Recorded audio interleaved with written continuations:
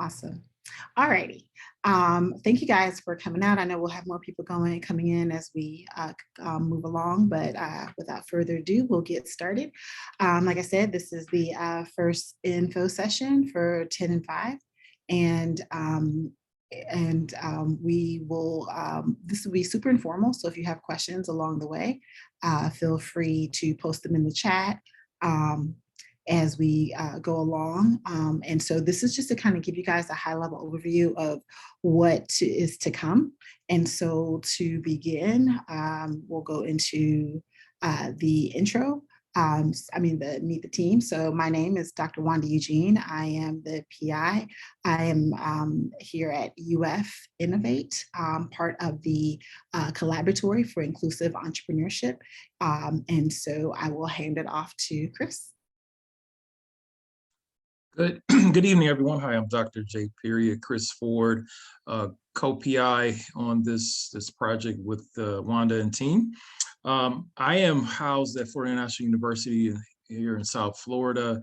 I'm within the Applied Research Center and have a relationship with the startup FIU. But happy to be here this evening. A little bit about my background. I am an entrepreneur, serial entrepreneur, currently are incubating and growing some climate tech related innovations in my own private company. But I deep tech background, bunch of federal agencies, have done consulting work, helping to companies such as yourself move their ideas into the marketplace. So happy to be here. Look forward to meeting you all and potentially working with you. All right, JB. Hello, everyone. I am JB. Please do not mind that picture. It is old, and right now I do not have hair. I am the program coordinator over here at UF Innovate. I am pretty new here, just started in December, but I am ultimately a student affairs practitioner that work on planning programs very similar to this. So you will be seeing or hearing from me a lot when 10 to 5 takes place, because ultimately I'm the middleman for the programs that you all will be seeing today. Not present tonight is Nell Kennedy. She's our innovation tech specialist.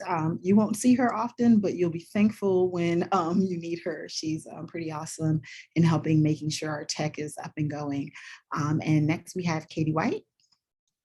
Hello, everyone. I am Katie White.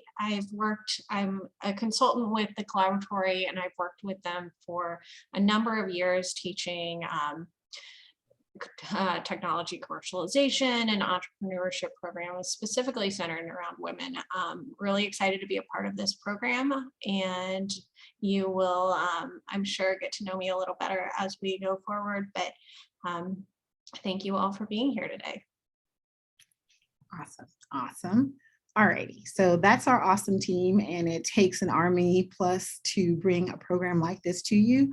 And so I'm really appreciative to have such a talented group of people to help make 10 and 5 happen. So let's kind of talk about why we even need a program like 10 and 5. So basically, what we have observed is there's a lack of opportunities to pursue profitable technology-based ventures in minority communities.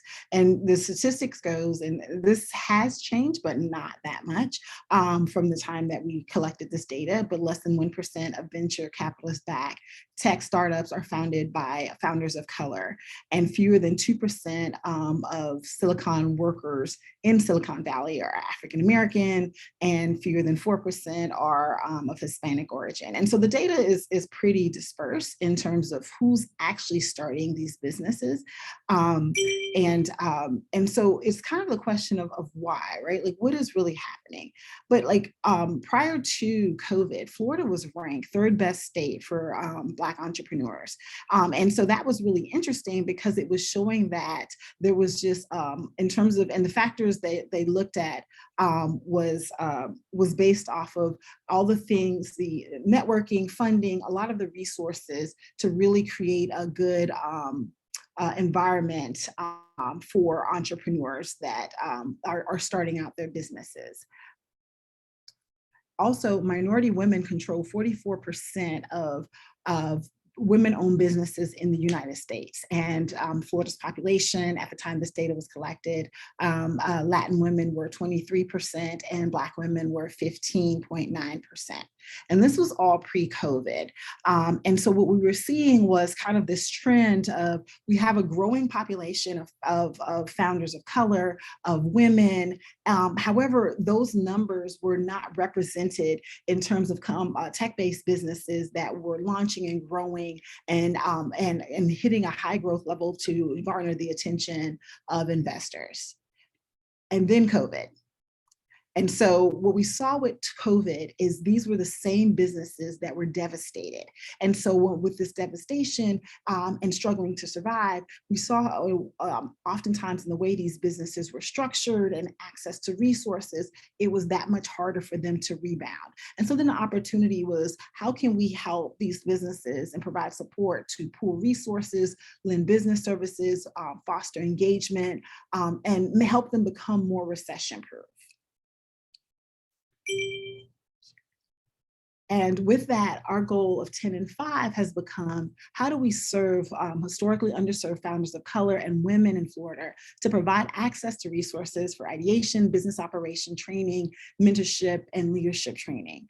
And because what we found is, if you have resources to support those that have been hardest impacted by the devastation, it's beneficial for all the businesses across the state, because you end up touching upon some of the gap areas that a lot of businesses are either limping along and struggling with, right? And so 10 and 5 is essentially a pipeline armed with the resources to develop startups primed for high growth with the potential to become tech unicorns. So how is 10 and 5 structured? So the goal of 10 and 5 is to essentially meet you where you are, right? And so 10 and 5 is essentially a 3-tiered program.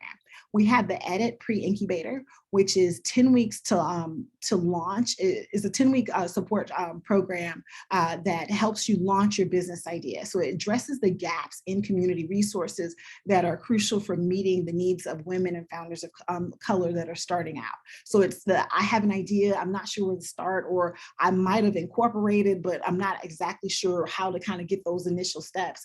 And so then we have our second tier, which is IP to market. And that's a 13-week incubator designed to enhance the intangible value of participant venture thesis with intellectual property while providing a clear roadmap to monetization. So how do you really make money, right? You have launched that business, but how do you make money? And then there's the CEO training, right? It's a 6-month support of authentic leadership development, helping you identify challenges, blind spots that includes coaching and mentoring. So if you think about that real C-suite training, and what does that look like? Because it's not easy. It's one hurdle is starting the business and sustaining the business, but really growing your business such that it becomes more than just you, right? It's no longer sole proprietorship. It's actually garnering revenue. You can are gaining the interest of investors. That's another structure, and that additional training and support gives you the confidence to really operate at that level. So essentially what we do in 10 and 5 is our goal is to increase high-tech entrepreneurship and innovation rate in Black, Latina, and founders, entrepreneurs. So our goal is we try to cultivate and measurably grow access to technology, maturation grants, and risk capital ecosystems with underrepresented groups. Cultivating capital continuum, a CDFI, angel investors, and syndicated ventures capital fund support systems for investors and entrepreneurs. Scaling of the virtual due diligence tools, webinars, programs to cultivate an inclusive innovation ecosystem. Increased government and university technology transfer activities with Black, Latinx, and Florida founders. So essentially, we try to provide with 10 and 5 wraparound services from beginning to end, from I have an idea, I'm ready to make some real money, or I'm really trying to level up with my business idea. And so at these junctions, we try to really work with you where you are. So let's dive in deeper a little bit about these programs. So the first one I mentioned was the Preincubator, and that's the Entrepreneurship, Diversity, and Information Technology Program. And essentially, it's a pre-incubator that works on really kind of, like I said, helping you kind of start with that I have an idea stage, right? And so we use tools like design thinking, understanding who's your audience, right? Understanding the problems that they're trying to solve and the solution that you're proposing and how does it fit, right? And understanding really that model. So you are the product or innovation that you're designing really does solve a problem and addresses your customer pain points. And then from there, we go to building the business around that. Right? So your product is one thing and your business is another, right? And so how do you understand what that business model looks like, right? Is this a business or is this a really expensive hobby, right? Because if you can't monetize it, then you don't really have a business. And so in the EDIT program, we help you unpack all of that. And so entrepreneurs, MVPs, you leave this program with an MVP and a pitch deck. And so that MVP, that minimum viable product, is that first stage of setting up your innovation such that you can either use that to launch your business, or you can communicate it with investors like, hey, here's kind of the direction I'm going, and garner investments from that stage. You can use it to bring on collaborators. It's really just kind of, that first step to kind of get you out of the door with that business idea or that initial launch of your business. And so that's essentially what the EDIT Preincubator program the deliverables of the Preincubator program. So next, I'm going to hand it off to Dr. Ford to talk to you more about the IP to market. All right, thank you, Dr. Eugene. So IP to market, as Wanda say, so if you think about EDIT in terms of the life cycle or roadmap of you coming up with hopefully a high-tech venture, you need to come up with a minimum viable product. In other words, you have a venture thesis that you want to test in reality. Well, one of the trends that both Juan and I have identified as an issue, especially with underrepresented groups in entrepreneurship, especially tech entrepreneurship, is the lack of infusion of intellectual property or intangible assets into the venture. And as highlighted with the data points earlier in terms of the pandemic, women and underrepresented minorities, particularly Black and Latinx groups, were represented in non-essential industries. There's a little bit of a quirk with Latinx businesses, but typically in the data from COVID, in terms of the pandemic, show that especially Black businesses in particular and women-owned businesses were oversaturated, and industries are not IP intensive or essential. And so what we want to do is through the IP to market program, is to introduce you or accelerate or deepen your intellectual property assets in your company, such that you can have more viable wealth generating unicorn, hopefully generating types of terms of growth trajectories. Meaning we run you through a 13-week process. We introduce you to a way to enhance your intangible value through our 13-week incubator, but at the same time, we interfuse some opportunities to go after grant and contracts, typically SBIR, Small Business Innovation Research, Small Business Tech Transfer Research, grants or contracts. And we were trying to get you to a level of some monetization event. We've had, so in our 13-week program, we've had entrepreneurs, even as early as our first cohort, who before the end of the program, they had generated a monetization event. In other words, they went from maybe an MVP down to now they have customers. And so the goal is for you to start to get traction, start to add intangible value, and put you on a trajectory such that you can see the full value of wealth creation opportunities related to intellectual property. If you look at the S&P 500 and our publicly traded equities, there is a strong correlation between the value of a company and its composition of intellectual property or intangible assets. Literally 90% of the value of publicly traded companies, its value is from intangible assets. That's patents, that's know-how, trademarks, et cetera. So we need to, in terms of a wealth building strategy for underrepresented businesses, women-owned companies, et cetera, we need to teach you this process. And so not only do we want you to be successful, but we really want you to understand the game of capitalistic-based entrepreneurial endeavors. And that was a lot what I just said, but we intend to do with IP to market is to introduce you to these tools SBIR is a tool. The National Science Foundation, if you partner with a faculty member at U of F or FIU or another Florida university, you actually can go after some commercialization grants. We have partnerships with community development financial institutions, CDFIs, angel groups who have some funding opportunities. And so the IP to Market program is trying to drive you towards some sort of revenue event, capital event, some sort of monetization event with the end goal of commercial success, or being able to get some risk capital, whether it be through a venture capitalist, et cetera. So, excuse me. So that's IP to Market. And I guess we go to the next slide. Excuse me, I have a tickle in my throat. Excuse me. So we come out the IP to Market program. You will have validated, or you should have been close to validating a business model design. You definitely will have articulated target markets. That is, as a startup or a young company, you need to be very specific about the customer or sets of customers you intend to target, and even have talked to them, had some conversation with them, even hopefully got some conditional purchase orders from them. And then you'll have a financial roadmap in terms of financial projections. And so as we look at then the kind of our continuum of program support, IP to Market, you're on your way, you're growing your company, you're going beyond being a solopreneur, you're starting to build out a team, starting to monetize and capitalize the business.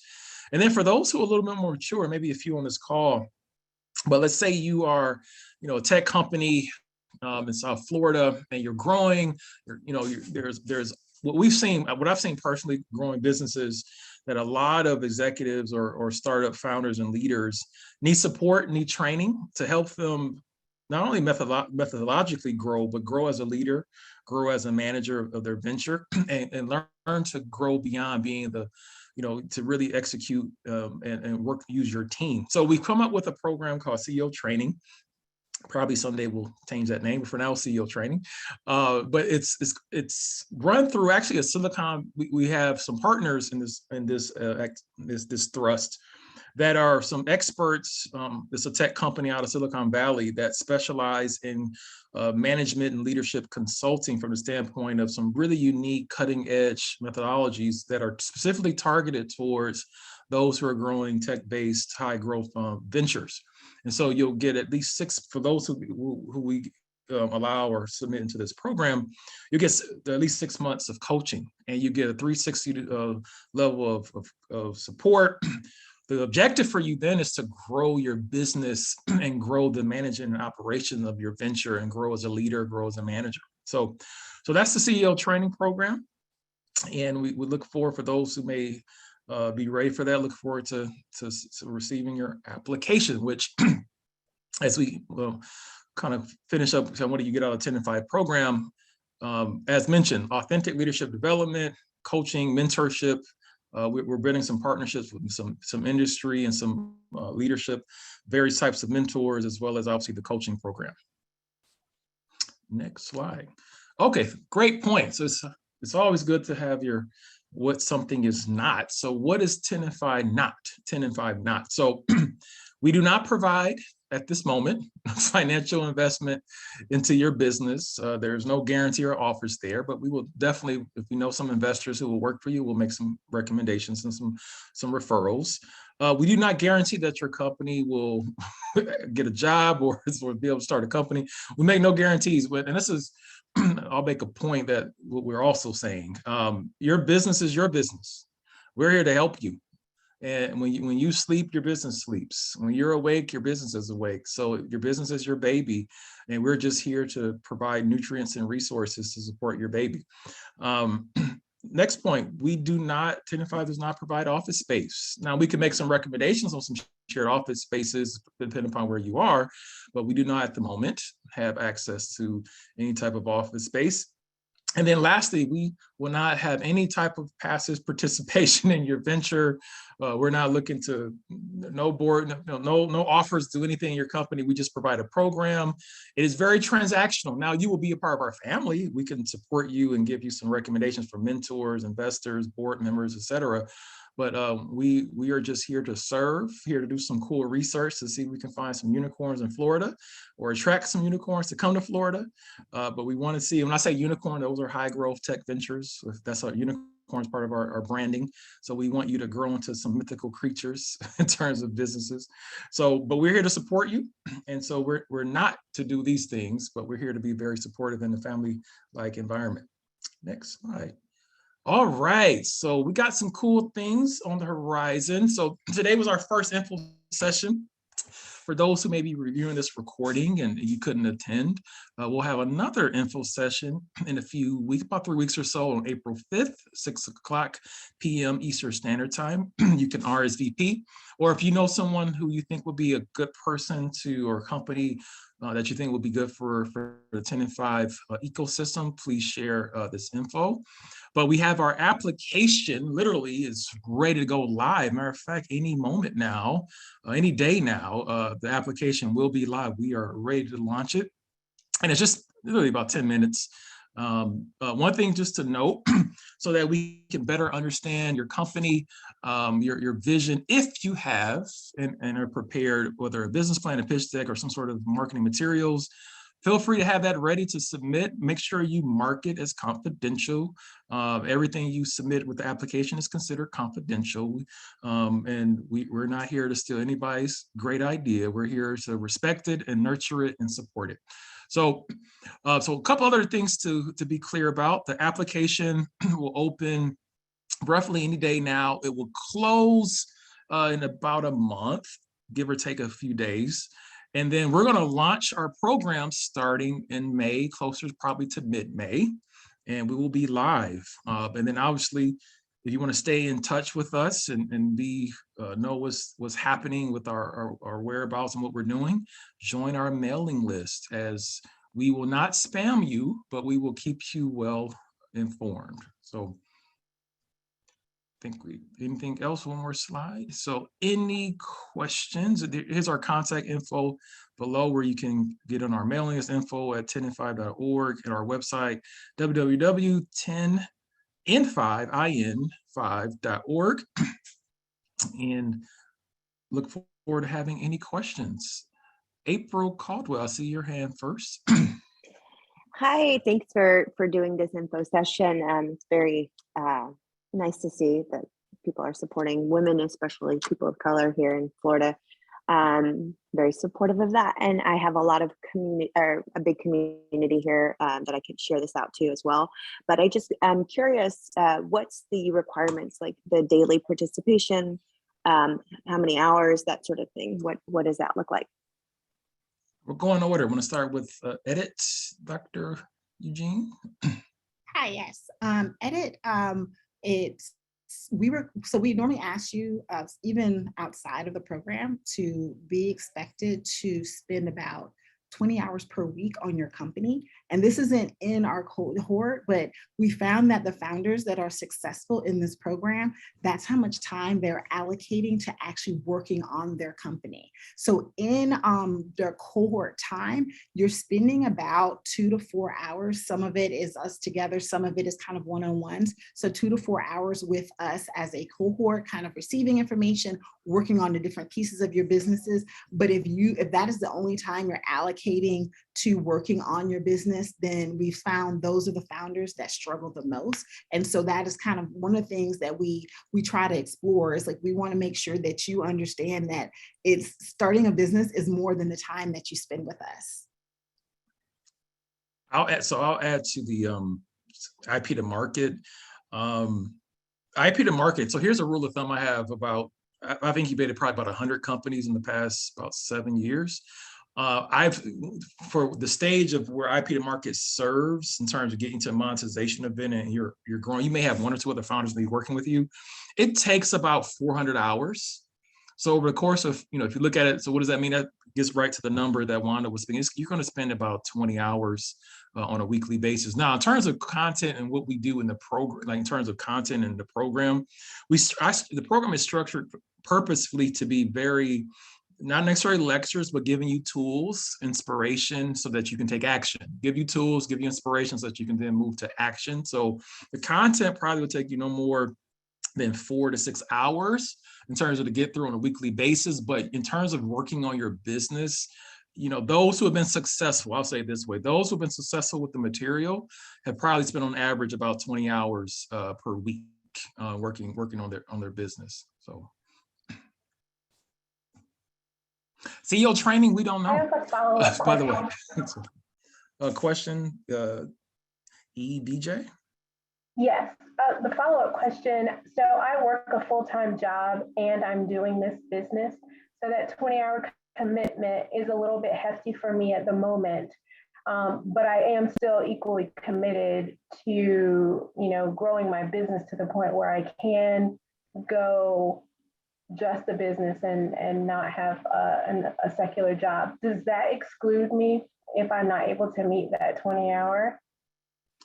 I would say, and Wanda will have some points as well. I would say consider your time you're working on whatever program you're in as time you're working on your business. And so what that looks like on a weekly basis, and I live this and I've lived this, that may look like you spend about 4 hours a night, 2 to 4 hours a night working on the business. That even counts some of the material you go through, whether it's edit or IP to market. And then you probably spend a little bit more on the weekend, depending on if you don't have a time to work on your business on the weekend, but that's typical. So I would consider the time you invest in the incubator programs as times you're investing in your business. So it wouldn't necessarily exclude you from the program, but you'll have to definitely make some calls there about how you want to, how you want to invest your time and thoughts into a program like this.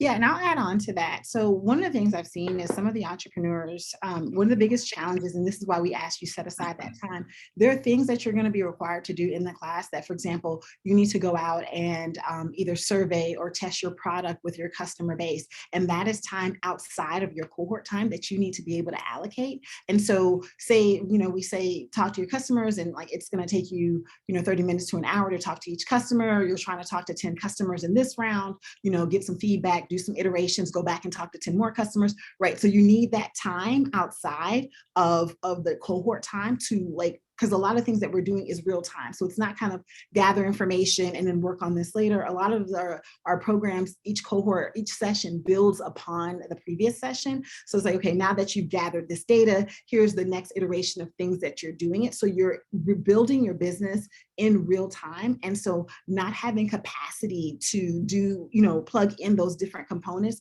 puts you at a disadvantage, because what happens is if you go through the program and then, you don't have time to do those steps and you collect the material, then 6 months later, you're kind of stuck on a part like, well, now what do I do with this information? You'll still have the course material to go through it, but sometimes it's a little bit challenging, which is why we provide so much support during the time that you're going through the program. And so it doesn't necessarily disqualify you. It's just, you have to be mindful, and it can get really stressful, which is why we kind of let people know up front, like, the reality of kind of taking on this endeavor, it's a lot, right? And so if you already have a full plate that you're juggling and adding, this on, entrepreneurship is not for the faint at heart, right? And so there's so much that goes into it, and even just the thought process, even if you're not necessarily writing out different pieces or composing different elements, just making these different decisions on all these different levels, that you need that thinking time, right? You have to afford yourself those components, or otherwise just be prepared to build it out slower. So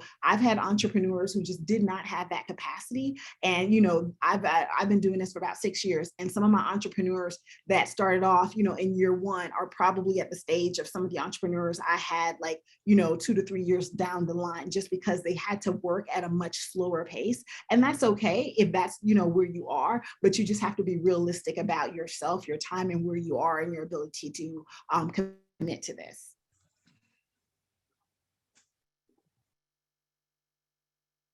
Any other questions? I see a question in the chat. Is there a method for projecting an ESG rating for a potential investor? How do I fold that into my pitch deck? I'll take the first one, get that. That's a juicy one. So I would just, and this is actually related to some work I do in my private practice. I would just tell you, there's a lot of investors, period, who are looking at, I'm assuming, your environmental sustainability governance, make sure we're speaking the same language, but ESG is huge right now. So I would say short answer is yes, there is. I'll just say that in terms of articulating what that looks for a potential investor, I'll just say the topic, depending on what else you're pitching in your business, and make sure you mark all this confidential, whatever you're pitching. There is a very vibrant investor appetite right now. What I mean right now is like literally right now, for things that help with companies and corporations, or even investor groups. Look at all the things related to climate change, ESG. Though this is huge right now. So that's, I don't know what your business is, Adam, but there's definitely ways where you can. I mean, I'm a part of another group that looks at energy transitions, and we talked about methodologies, et cetera. So there's definitely a formulation for what you're trying to. I'm not as familiar exactly what you're working on, but in short, yes and yes, just to give you succinct answers, yes and yes, but be careful in terms of how you present that. We had a question on what is ESGs? This one, so ESG, so there is right now a lot of corporations. So ESG, environmental sustainability governance, is how corporations and organizations are looking to be more environmentally friendly towards sustainability, climate conscious, and then how they have governance models. It's a rapidly growing, akin to or in cousin to climate technologies, carbon capture, sequestration, some other sustainability areas. So it's a really hot area I'm active in, academically and business-wise. And yeah, a lot of activity. I've been on a couple of national groups that look at these things. So yeah, so ESG is a hot topic with climate tech, by the way, which is one of the areas that we have a focus on within the IP to market, and it as a whole with 10 and 5. So we didn't talk about technology interest areas as I said that, but we're open for all for the moment. All right. And then there's a question on, is there a case for maximum number of participants for each program? I can jump in on some of this. Yeah. So yes, we keep our cohorts relatively small because we do so much personalized attention. And so the EDIT program, we tend to do about 10 participants per cohort. And just because, like I said, EDIT gets you at the ideation stage, and there's just a lot that we're kind of, I've heard, and I'm being transparent, I've heard some entrepreneurs that have gone through EDIT, it was like drinking from a fire hydrant, right? There's a whole lot to ramp you up to make sure you understand the language, the things you need to do to really kind of get, your business going. But we're with you every step of the way, right? And I'm definitely like, once you're in the EDIT program, I am on your neck, right? So I'm blowing up your phone, like, how are you doing? How are you doing on this? How is this coming, right? Now, because we want to make sure that you succeed, and there is we want to make sure that you're coming out of this program confident and ready to go to that next level. And so because of that, we do keep the cohorts relatively small. So to add to that, maybe just numbers. I mean, I've done as large as 12. That was crazy. But we probably, the sweet spot I find is somewhere between 7 and 10 is like the sweet spot, for at least for IP to market. And it's also, we're some things we're also testing. So also just recognize we are constantly poking and prodding at ways to improve this system. And we're doing some new iterations of all these systems, programs. The next question we have, do you have a network of investors that you're willing to put us in front of? So I get this question a lot, and I'll jump in and I'll let Chris take it from here.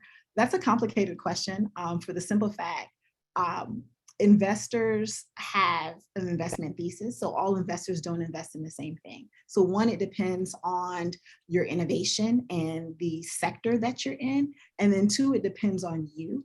And so I've had entrepreneurs that barely survived their way through the program. It's like, how come you didn't put me in front of investors? Like, I'm not putting you in front of anybody. So it really depends on what you put in and your and also your sector, and so there's a lot of different factors to say yes or no on that, right? So it depends is my answer. I'll pass it to well, there's a yes and it's a yes with a catch. So similar to Dr. Wanda's point, we have a demo day in the IP to market. We do a demo day and we'll do this full version. We're out of the we kind of have an idea with COVID now, but in our previous iterations of IP to market, we have literally investors, folks from venture capital funds who are the judges who serve. We do a pitch competition. We have investors.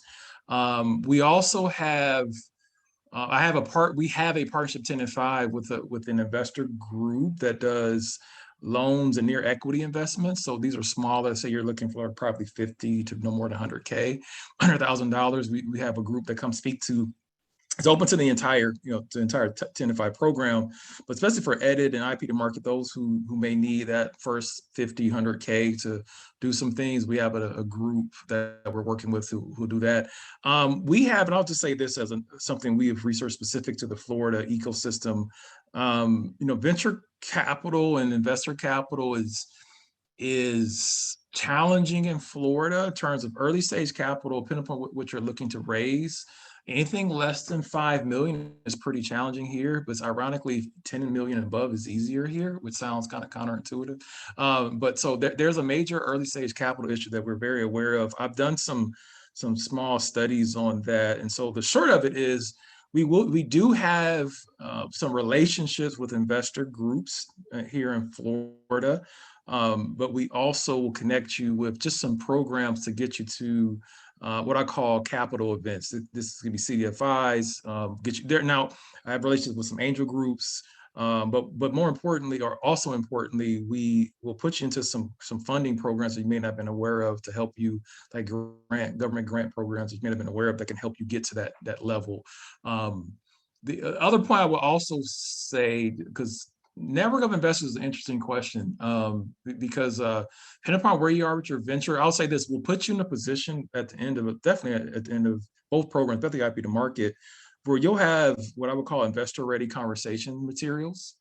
So, and I think that's most important. Oftentimes folks don't realize they're probably not ready to talk to investors. So we got another question. All 3 programs running at the same time, not all the time, but sometimes there will be. So we're going to have different start dates for each program, but there will be points in time where all 3 will be running at the same time. And another question that was direct message, but if you are unable to make this May start date, if your schedule won't allow it, there will be a cohort in the fall. And so just get on our mailing list and we'll notify you when that launches. And the goal is to run this program about twice for a year. So there'll be one in the fall and then again next spring. So you can govern yourself accordingly based upon what your schedule allows. All good questions. Hi, this is Aruna. I have a question on this. Yeah. The IP to market, for that particular program, is that a certain specific time during the week that we meet, and then entrepreneurs, we basically go out in the real world and start working some of those ideas or some of those the processes and work them through?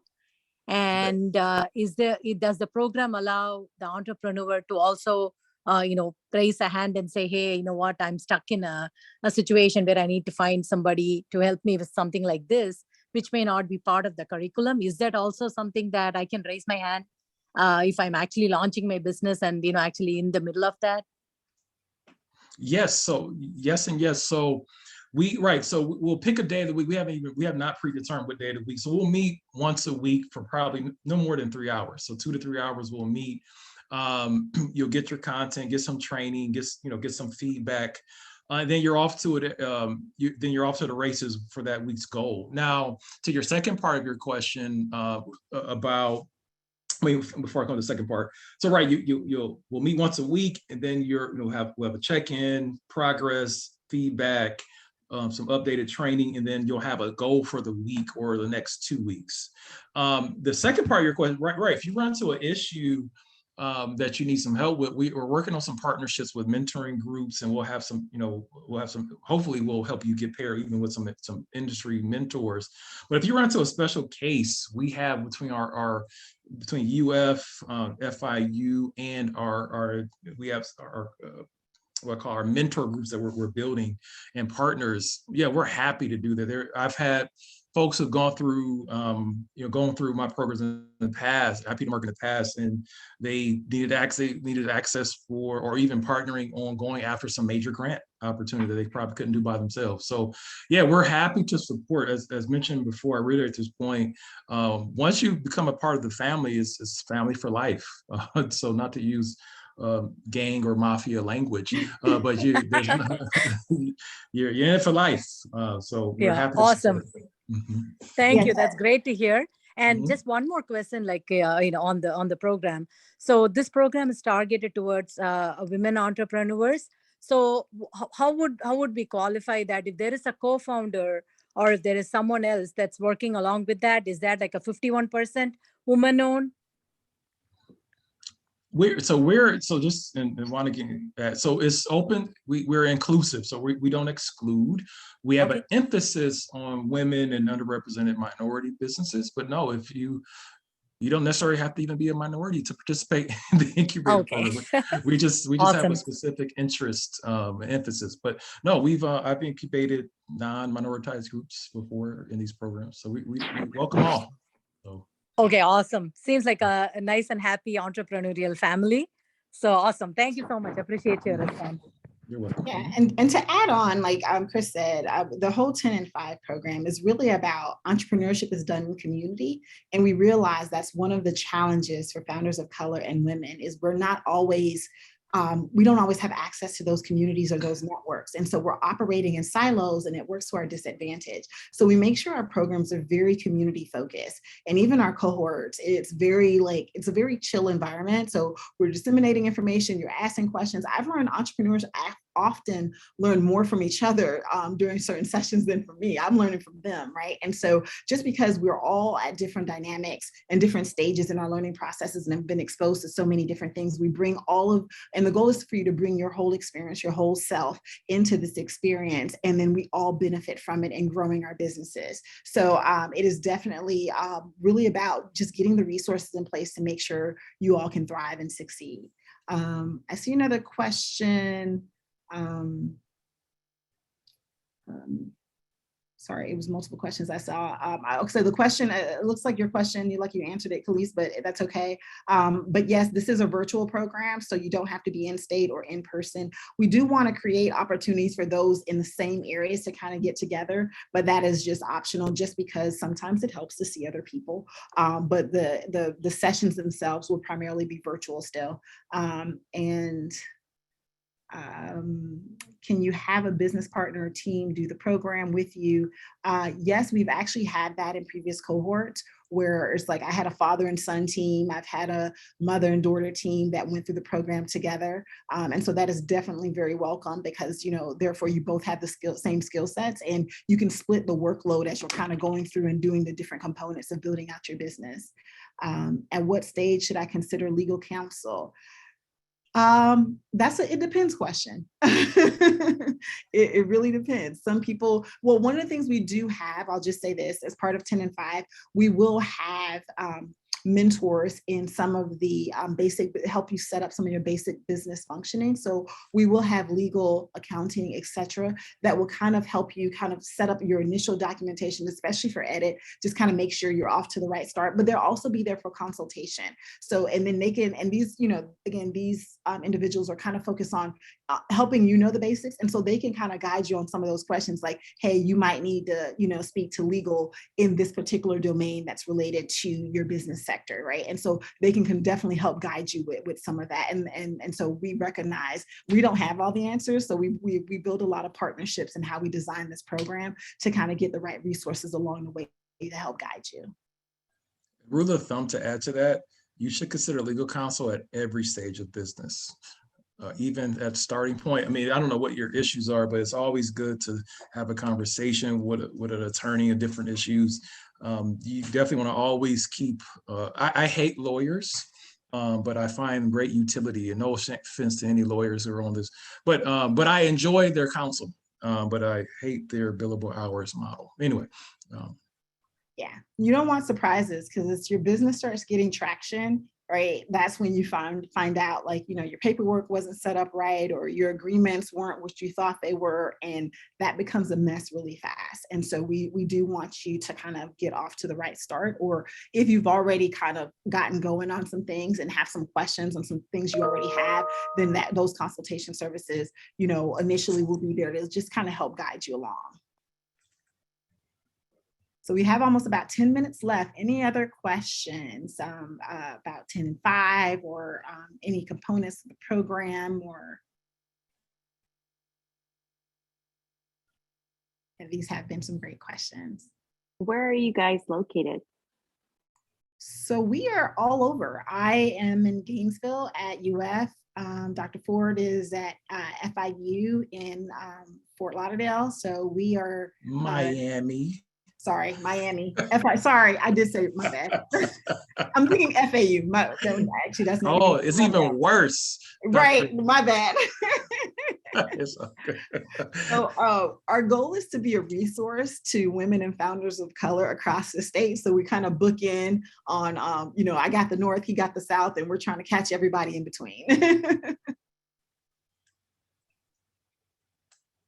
Which would be really good if we ever try to meet up in person. There'll be opportunities. I love to travel across the state. So say when and we'll make it happen.